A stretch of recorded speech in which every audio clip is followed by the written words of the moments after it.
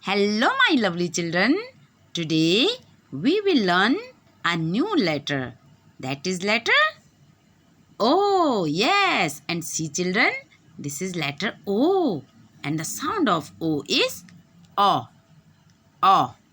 So let's learn about the letter O. This is an orange. O.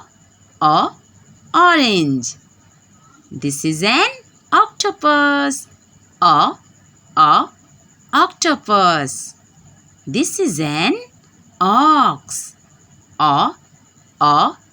Ox. This is an ostrich. O.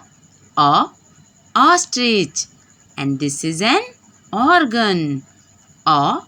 O. Organ. And this is okra. O. O. Okra. So dear children, orange, octopus, ox, ostrich, organ, okra. They all begin with a sound. And O is the sound of letter O.